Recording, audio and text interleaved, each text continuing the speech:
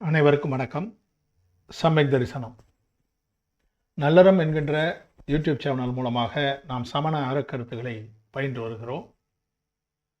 இஷ்டோபதேசம் என்ற நூலிலே இருந்து ஆச்சாரிய ஸ்ரீ பூஜ்யபாதர் அவர்கள் அருகில் இருக்கிற காதைகளை பார்த்து வருகிறோம். 49 காதைகளை நாம் பார்த்து முடித்திருக்கிறோம். அதிலே ஆரம்ப நிலையில இருந்து எவற்றையெல்லாம் தியாகம் செய்து தியானித்து மோட்ச பாதையிலே நாம் முன்னேறுவது என்பது குறித்து அவர் நமக்கு விளக்கி வந்தார்.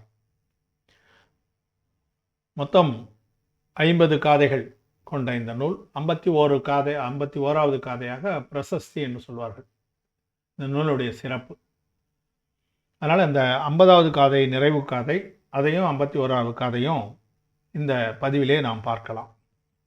50வது காதையில் ஜீவேன்யா புத்கலஸ்ய இத்யசௌ தத்வ சங்கிரகம் யதன்யத் உத்தே கிஞ்சித் சோஸ்து தஸ்யைவ விஸ்தரஹ. ஜீவன், புத்கலம் இவற்றுக்கு இடையே இருப்பதுதான் இந்த வாழ்க்கை. ஜீவன் புத்கலத்தோடு சம்பந்தப்படவில்லை என்றால் எந்த வினையும் புதிதாக கட்டாது. அந்த ஜீவனுக்கு இன்னலோ அல்லது இன்பமோ எதுவுமே அவங்களுக்கு கிடைக்காது.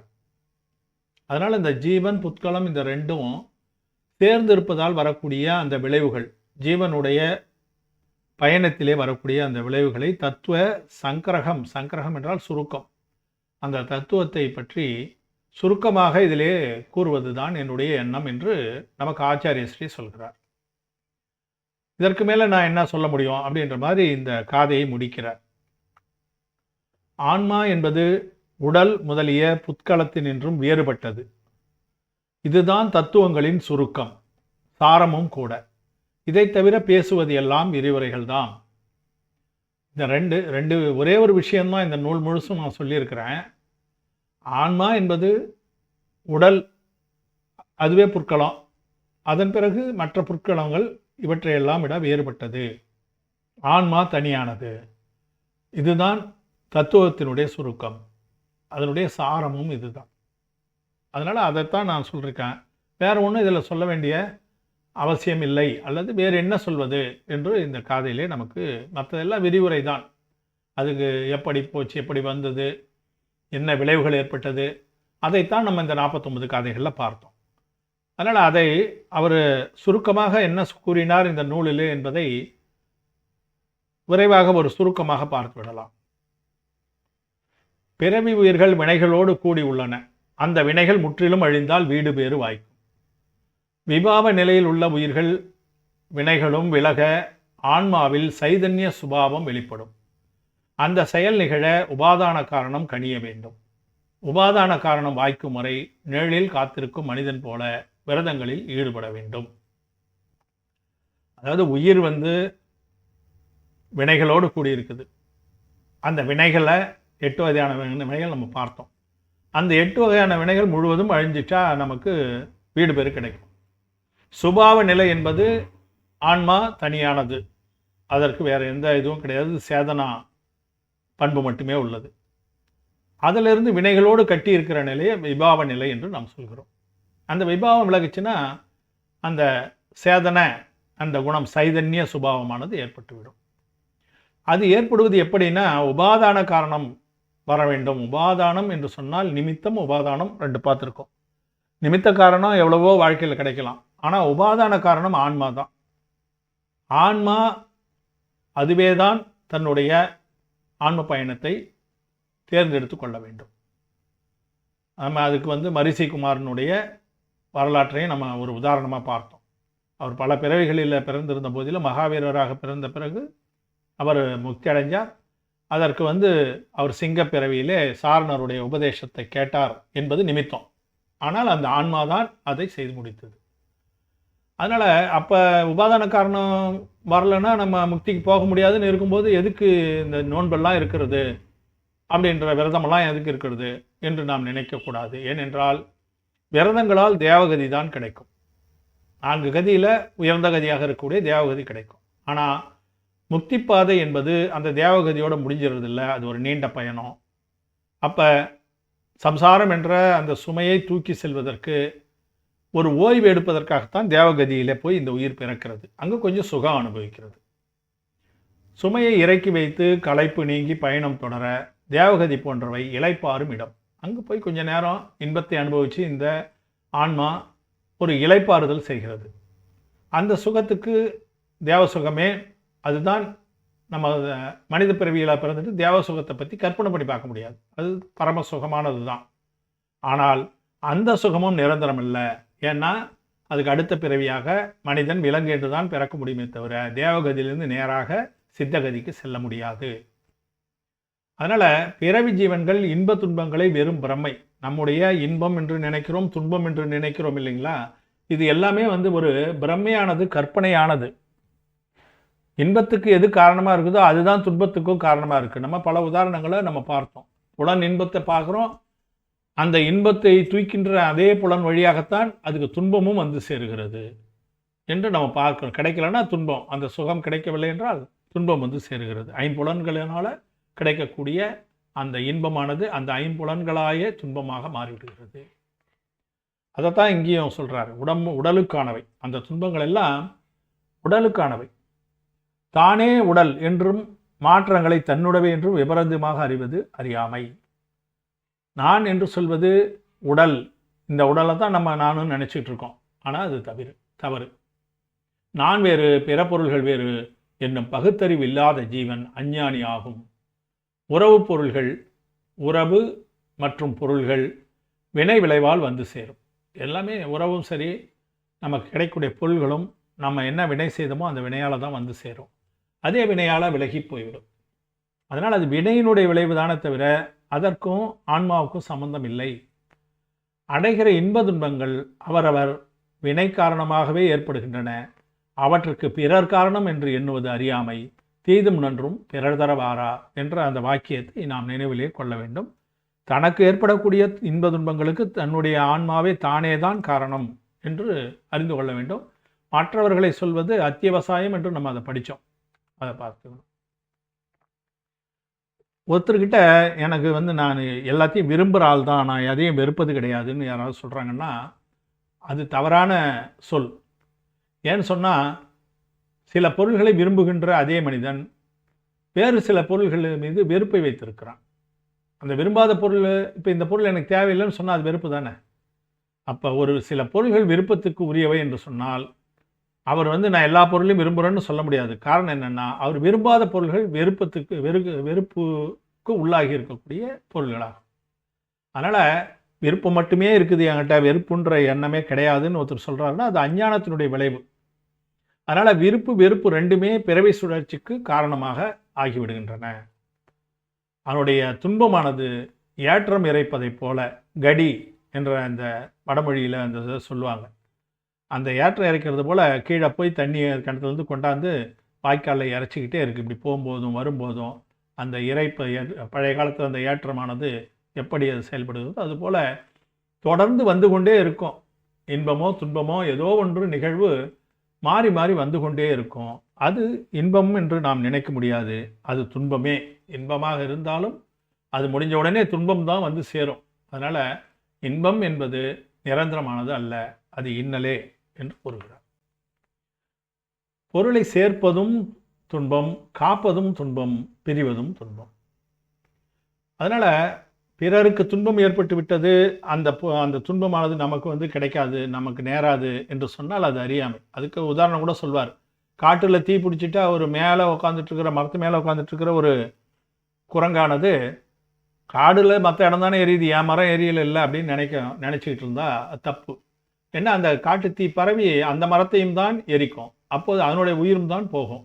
அதனால் பிறருக்கு துன்பம் ஏற்படும் போது அது அவங்களுக்கு தானே நமக்கு இல்லை அப்படின்னு நினச்சோம்னா அது எல்லோருக்கும் வரக்கூடியது தான் துன்பம் என்பதை புரிந்து கொள்ள வேண்டும். ஆனால் அதை புரிஞ்சிக்காம பொருள் சேர்ப்பதிலே ஆயுளை வீணாக்குகிறார்கள். உண்மையிலே என்ன சொல்கிறாங்க, பொருளின்றி இவ்வுலகம் இல்லை என்று சொல்கிறார்கள். அதே நேரத்தில் இந்த பொருளை நான் எதுக்கு சம்பாதிக்கிறேன், ஏதாவது புண்ணிய காரியம் செய்யணும்னா பொருள் இருக்கணும், இல்லை இருந்தால் தானே செய்ய முடியும். தான தர்மம் செய்ய வேணும், கோயில்களுக்கு நான் வழங்கணும், வேறு ஏதாவது நிதி கேட்டாங்கன்னா புண்ணிய காரியத்துக்கு நான் கொடுக்கணும், அதுக்கு காசு கையில் இருந்தால் தானே நான் செய்ய முடியும், அதற்காக நான் பொருளை சேர்க்கிறேன் என்று சொல்வது அதுவும் அறியாமை தான். ஏன்னா நம்முடைய ஆச்சாரியர் என்ன சொல்கிறாருன்னா, குளிக்க போயிட்டு சேத்த பூசிக்கிற மாதிரி அது. அதாவது நீ அவற்றையெல்லாம் செய்வதற்கு பொருள் சம்பாதிக்கும் போது செய்யக்கூடிய செயல்களால் தீய வினைகள் சேருகின்றன முக்காவாசி என்று சொல்கிறார். புண்ணிய வினைகளும் வந்தாலும் கூட தீய வினைகள் தான் அதிகமாக சேர்ந்து விடுகின்றன. அதனால் அது பொருள் சேர்ப்பது என்பதே ஒரு தீமையான ஒரு விஷயம்தான். பொருளுக்கு முக்கியத்துவம் தருவது என்பது தீமையான விஷயம்தான் என்று இதிலே சொல்கிறார். அதே போல் நம்ம போகம் அனுபவிப்பதும் நிரந்தர இன்பம் அல்ல. ஏன்னா மோகம் என்பது ஒரு தீராத தாகம். ஏதாவது ஒரு விஷயத்தில் போதும்னு நினச்சிட்றோமா, இப்போ அன்னைக்கு வேணால் ஒரு சுவையான உணவை சாப்பிடும்போது ஒரு குறிப்பிட்ட அளவுக்கு மேலே சாப்பிட்டுட்டோம், ஐயோ போதும் இதுக்கு மேலே தேவையில்லைன்னு நம்ம நினைக்கலாம். ஆனால் அதன் பிறகு அடுத்த வேலைக்கு பசிக்கும், இல்லை அடுத்த நாள் பசிக்கும். எப்போ போதும்னு சொல்கிறோமோ அப்போ அது நிறைவடைஞ்சு நம்மள அடையலை. அதுபோல தான் எல்லா சுகமும், உடல் சுகமாக இருக்கட்டும், மனதிலே ஏற்படக்கூடிய சுகமாக இருக்கட்டும், நம்ம வெளியே போய் கண்ணுக்கு கொடுக்குற அந்த சுகமாக இருக்கட்டும், கேட்கின்ற இசையாக இருக்கட்டும், எதுவுமே கேட்டால் அதோட அந்த அந்த எண்ணமே வரக்கூடாது. இன்பம் என்பது அது முடிவாக இருக்கணும், அந்த மாதிரி கிடையாது. அப்போ திரும்ப திரும்ப அதை நுகர்கின்ற அந்த உணர்வைத்தான் அது ஏற்படுத்தும். அதனால் ஆன்மா துன்பத்தை தான் அடைகிறது. அதே நேரத்தில் இவற்றையெல்லாம் தவிர்த்து விட்டு உபவாசம் போன்ற அந்த விரதங்களால் உடம்பு நலிந்துடும், ஆனால் ஆன்மா பலம் பெறுகிறது. அதுக்கு இந்த சிம்மச்சந்திரனுடைய தவத்தை பற்றி பேசும்போது மேருமத புராணத்திலிருந்து ஒரு உதாரணம் நம்ம காமிச்சோம். அதுபோல் ஆன்மாவானது பலம் பெறும், உடல் நலிந்து விடும். அதில் உடல் நலத்தை நாடுகின்ற ஆர்த்த ரௌத்ர 4 தியானங்களில் தீய தியானங்களாக இருக்கக்கூடிய ஆர்த்த ரௌத்ர தியானங்களை எல்லாம் ஒதுக்கணும். ஏன்னா அவையெல்லாம் பின்னாக்கு போன்றவை, அரைச்சிட்டு எண்ணெயெல்லாம் எடுத்துட்டு போட்ட வேஸ்ட் போன்றவை. தரும சுக்ல தியானம் என்னும் ரத்தினங்களை அடைய முயல வேண்டும் என்று ஆச்சாரியர் நமக்கு கூறுகிறார். ஆன்மா தன்னையும் பிற பொருள்களையும் அறியும் ஆற்றல் படைத்தது. ரொம்ப முக்கியமான கருத்து இதுதான். ஆன்மா இதிலிருந்து தான் அவருக்கு நம்ம இதெல்லாம் சொல்லி முடிச்சுட்டு ஆன்மாவை கடை தேற்றுகின்ற அந்த வழியை நமக்கு கையை பிடிச்சி கூட்டு வர்ற மாதிரி ஒவ்வொரு விஷயமா சொல்லிகிட்டே வர்றார். தன்னையும் பிற பொருள்களையும் அறியக்கூடிய ஆற்றல் படைத்தது. தன்னையும் அறியும், பிற பொருள்களையும் அறியும். புலன்களை வயப்படுத்தி ஒருமுக நிலை கொண்ட ஒருவன் தன்னில் நிலை கொண்ட ஆன்மாவை தன்னாலேயே தியானிக்க வேண்டும். எல்லாவற்றையும் ஒதுக்கி விட வேண்டும். புலன்களினுடைய செயல்பாடுகளெல்லாம் நிறுத்தி கொண்டு உள்நோக்கிய அந்த அந்தராத்மா என்ற அந்த நிலையிலே தன்னுடைய ஆத்மாவையே தியானிக்க வேண்டும். ஒரு குரு என்பவர் பிரமையும் சந்தேகமும் கொண்ட ஒரு ஞானியாக இருக்க முடியாது. அவரெல்லாம் தீய ஞானிகள். அந்த மாதிரி இருக்கக்கூடிய பிரமை என்று சொன்னால் கற்பனையில் இருக்கிறது, எதில் நல்லதா கெட்டதா என்ற விஷயம் தெரியாத சந்தேகத்தில் இருக்கக்கூடிய அந்த குரு அவங்களையெல்லாம் பின்பற்றினால் அதனால் ஜீவனுக்கு எந்த விதமான பலனும் கிடையாது. அத்தியாத்ம யோகத்தில் தோய்ந்துள்ள ஜீவனுக்கு துன்பங்கள் பற்றிய சிந்தனை இல்லை. எப்போ தன்னிலே தோய்ந்து விட்ட அந்த உயிராக போய்விட்டதோ அதற்கு தன்னுடைய துன்பங்களை பற்றி எந்த கவலையும் இல்லை, பரிசகங்களை பற்றி கவலை இல்லை. அதனால் ஊற்று அடைபடுகிறது. ஏன்னா அவங்க அதுக்கு எதிர்வினை ஆற்றுவதில்லை. ஒரு வினைக்கு எதிர்வினை ஆற்றும் போது தான் வினை சேருகிறது. அப்போ எதிர்வினையே ஆற்றாமல் தன்னுடைய யோகத்திலேயே கவனமாக இருந்து விட்டால் புதியதாக ஆசிரமம் என்கின்ற அந்த வினை ஊற்று வருவது கிடையாது. அதே நேரத்தில் எதை நாம் தியானிக்க வேண்டும் என்று சொன்னால், தியானிக்கும் ஆன்மாவும் தியானிக்கப்படும் ஆன்மாவும் ஒன்றே என்று உணர்தல் வேண்டும். நாம் தான் தியானிக்கிறோம், நம்மையே தியானிக்க வேண்டும். வேறு ஒரு பொருளை தியானிக்க முடியாது. ஒரு குறிப்பிட்ட ஒரு தியான நிலைக்கு பிறகு, உயர்ந்த நிலைக்கு பிறகு கடவுள் வழிபாடுகளை கூட நிறுத்தி கொள்ள வேண்டும், தன்னுடைய ஆன்மாவே தியானிக்க வேண்டும் என்று தான் சமணம் கூறுகிறது. அது வரைக்கும் நம்மளை கொண்டு சேர்ப்பதற்காக துதிகளிலும் நம்முடைய ஸ்தவனங்களிலும் முனிவர்கள் அந்த நிலையில் இருக்கிறாங்க. 6வது 7வது நிலைகளில் இருக்கிறார்கள். அதன் பிறகு தன்னுடைய ஆன்மாவை மட்டுமே தியானிக்கும் போது மற்ற எல்லாத்தையும் விட்டுடணும். அதே அந்த அந்த விஷயத்தை விடுவதால் தான் மமத்துவ எண்ணம் விடுபடும். மமத்துவம் என்னுடையது என்ற அந்த எண்ணம் விடுபட்டு சமதாபாவமானது வந்துவிடும்.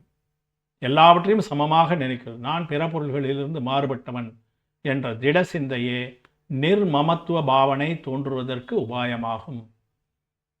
தன்னுடைய மமதை என்று சொல்லக்கூடிய நான், எனது என்ற அந்த எண்ணம் நீங்க வேண்டும். அதற்கு பிற பொருள்கள் வேறு, நான் வேறு, என் ஆன்மா வேறு என்று நினைக்க வேண்டும். அது இல்லாமல் பிற பொருள்கள் சேர்க்கையால் துன்பம்தான் விளையும். எனவே 3 கரணங்களாலும் 3 செயல்களாலும் மன, மொழி, உடல், இந்த 3 செயல்களாலும் பிற பொருள்களை விலக்கி வைக்க வேண்டும். ஏனென்று சொன்னால் மரணம் என்பது உடல் தொடர்புடையது. நமக்கு எப்போ வேணாலும் மரணம் வரலாம். அந்த மரண பயமானது இருக்கக்கூடாது என்று 7 விதமான பயங்களை பற்றி நம்ம பார்த்தோம்.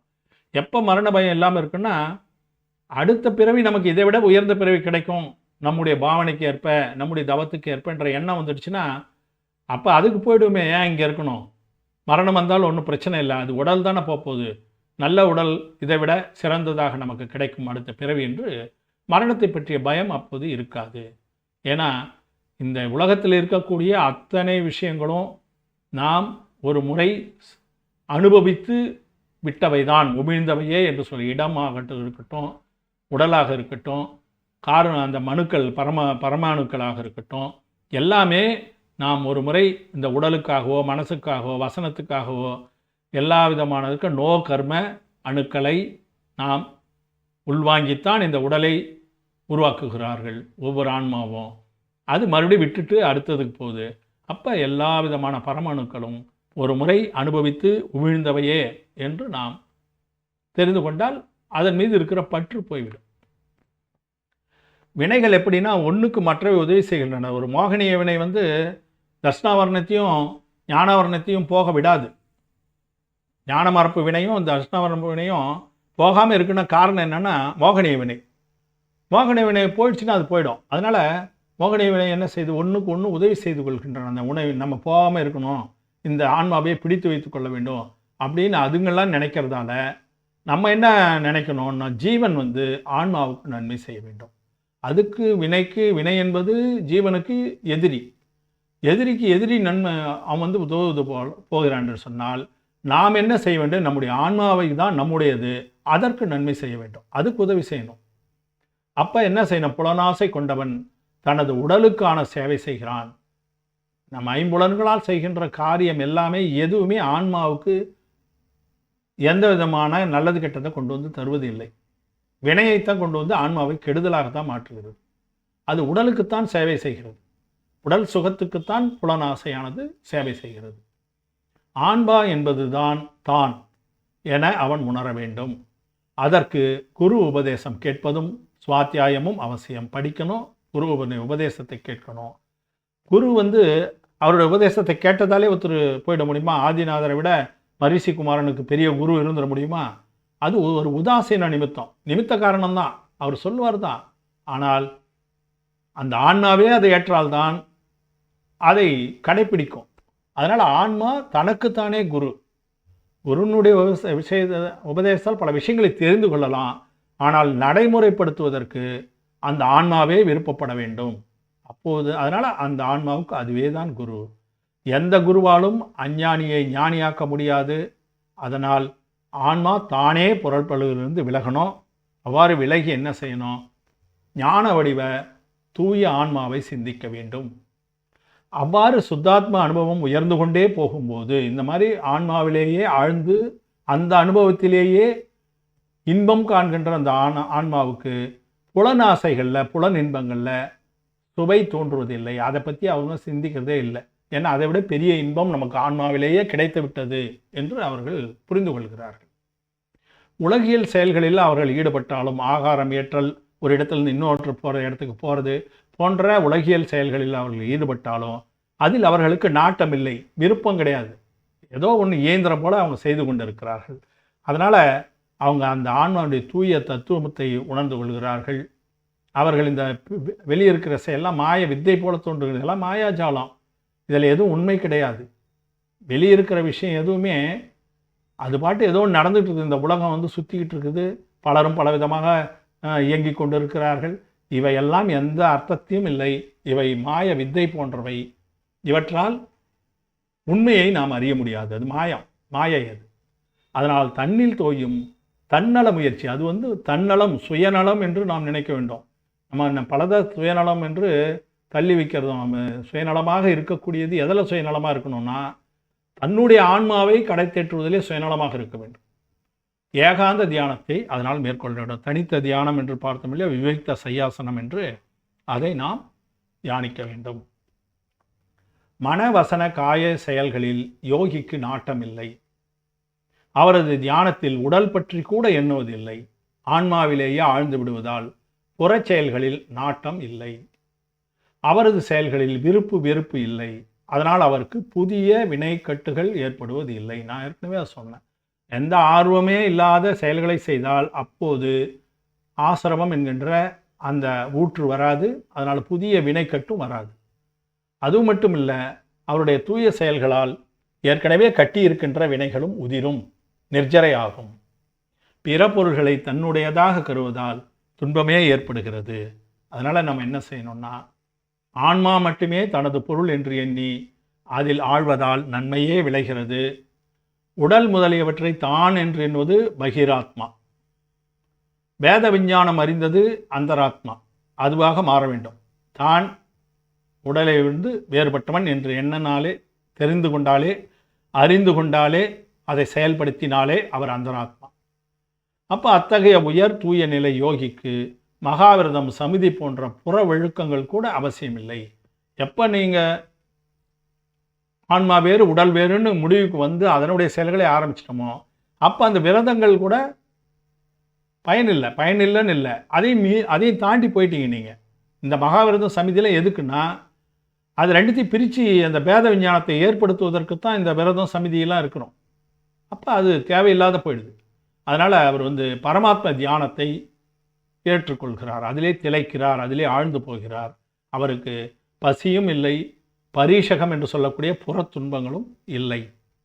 அவற்றால் அவர் எந்தவித சலனமும் படுவது கிடையாது. அதனால் மன இருளை போக்க ஞான வடிவ பேரொளியை அடைவதே வழி என அதனிலேயே ஆழ்தல் வேண்டும், வேறென்ன சொல்வது என்று சொல்லி அவர் தன்னுடைய நூலினை முடிக்கிறார். இப்போ 50 காதைகள் வரைக்கும் அவர் சொல்லிட்ட பிறகு 51வது காதையில் இஷ்டோபதேசமிதி சம்யக கதீத்யதீமான் மௌனோபமான மமதாம் ஸ்வமதான் மிதன்ய முக்தாக்ரஹோ வினிவசன் சஜனே வனேவ முக்திஸ்ரயம் நிருபமாம் உபயாதி பவ்ய. இந்த இஷ்டோபதேசனுள்ள மான அவமானங்களுக்கெல்லாம் இடம் தராமல் சமதா பாவனையில் இருந்து ஏகாந்த நிலையில் நின்றால் உயர்ந்து தனி இடம் சேர்ந்து ஆன்மஸ்வரூபத்தில் தோய்பவர் அழிவற்ற முக்தி நிலையை அடைவார். இந்த நூலினுடைய பயன் இதுதான். தன்னுடைய கஷாயங்களெல்லாம் விட வேண்டும். சமதாபாவனை ஏற்படுத்தி கொண்டு தனித்த தியானத்திலே ஆன்மஸ்வரூபத்திலே தோய்ந்து விடணும். அவ்வளோதான். இதுதான் நான் இவ்வளோ நாள் 49 காதைகளில் நான் சொன்ன விஷயம் இதுதான் என்று அவர் கூறிவிட்டார். அதுதான் இந்த நூலினுடைய பயன் என்று நாம் அறிந்து கொள்கிறோம். இப்போ இந்த நூலினுடைய பயன் குறித்து சும்மா நானே ஒரு செய்யுள் போன்ற ஒன்றை எழுதினேன். அது நமக்கு புரியுமேன்றதுக்காக. இட்டோபதேசம் என்னும் இந்நூலை கற்றோர் கேட்டோர் மேதினியில் பட்டறிவின் துணை கொண்டு நோற்று பான்மையை எய்தி மடமை நீங்கி மட்டற்ற சுகம் தன்னை அகத்தினிலே மாந்தி அனந்த நான்மை அடைந்து வீட்டுலகு சேர்வார் ஜினர் உரைத்த விதம் இதுவே முரணற்ற வேதம். முன்பின் முரணில்லாத வேதம் நம்முடைய அரகந்தர் உரைத்த வேதம். அதில் இந்த இஷ்டோபதேச நூலினை அதிலே இருப்பதை கற்று என்றால் அதை தெரிந்து கொண்டு அல்லது கேள்வியிலே அறிந்து கொண்டாவது தன்னுடைய வாழ்க்கையிலே படுகின்ற அந்த பட்டறிவினுடைய துணையோடு நோற்று தவம் செய்து பான்மை பவ்யத்துவத்தை எய்தி மடமையை நீக்கியவர்கள் மற்றற்ற சுகந்தனினை அருந்துவார்கள், அனந்த நான்மை அடைவார்கள், வீட்டுலகம் சேர்வார்கள் என்று இந்த நூலினுடைய ஒரு சிறப்புக்காக நான் அதில் ஒரு செய்யுள் ஒன்றினை இதெல்லாம் உங்கள் முன்னால் வைக்கிறேன். அந்த கருத்துக்களை இது கொஞ்சம் சுருக்கமாக தெரிவிக்கும் என்று கருதுகிறேன். எனவே இந்த இஷ்டோபதேச நூலானது நிறைவு பெறுகிறது. மிக அருமையானது ஒரு நூல். நீங்கள் பலரும் இதை கேட்டிருப்பீர்கள், அதனால் பயனடைந்திருக்கும் என்று நான் கருதுகிறேன். பொதுவாக ஒரு 100 வியூவர்ஸ் வந்துகிட்டு இருந்தது. கடந்த 3 பதிவுகளாக அத்தனை வியூஸ் வரல, அதாவது அத்தனை பேர் அதை பார்க்கவில்லை. காரணம் என்னன்னு தெரியல. ஒருவேளை அந்த ஸ்லைடெல்லாம் சின்ன எழுத்துக்களில் இருந்ததா, என்ன மேற்மந்த புராணத்திலிருந்து பல எடுத்துக்காட்டுகளெல்லாம் ஒரு 2 பதிவாக நான் போட்டிருந்தேன். அது சின்ன எழுத்துக்களில் ஸ்லைடு வந்து உங்களுக்கு படிக்கிறதுக்கு தகுதி இல்லாமல் இருந்ததா என்றது தெரியல. இல்லை குரலில் கூட ஏதாவது சரியாக போதுமான அளவுக்கு சத்தம் இல்லாமல் இருந்ததோ என்னமோ. இருந்தாலும் அவற்றில் நீங்கள் பார்த்தீங்கன்னா அந்த குணஸ்தானத்தை பற்றிய விளக்கம் தான் அவற்றில் இருக்குது. அதை அவசியம் நீங்கள் இனிமேலாவது பாருங்கள் என்று ஒரு வேண்டுகோளை உங்கள் முன்னால் வைக்கிறேன். அது இந்த நூலினை ஓரளவுக்கு நிறைவு செய்வதற்கு அனைவரும் உதவி செய்திருக்கிறீர்கள், பலரும் ஆதரவு தெரிவித்திருக்கிறீர்கள். அவர்கள் அனைவருக்கும் இந்த யூடியூப் குழு அதனுடைய சார்பாக எனது நன்றியினை தெரிவித்துக் கொள்கிறேன். அனைவருக்கும் நன்றி. நம்ம வந்து இந்த நல்லறமை என்ற இந்த யூடியூப் சேனலை பிறரும் அறிவதற்கு தாங்கள் ஃபார்வேர்டு செய்யுமாறு கேட்டுக்கொள்கிறேன். அனைவரும் இதை கேட்கின்ற அனைவரும் சப்ஸ்கிரைப் செய்து பார்த்து வருமாறும் கேட்டுக்கொள்கிறேன்.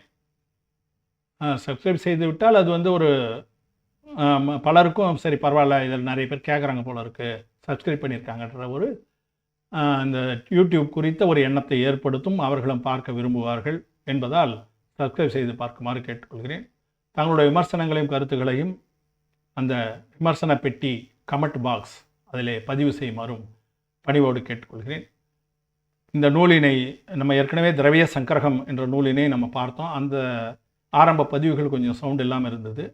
அதை நீங்கள் பொறுத்து கொண்டீர்கள், உங்களுக்கு நன்றி. அதன் பிறகு அது சரிப்படுத்தப்பட்டது.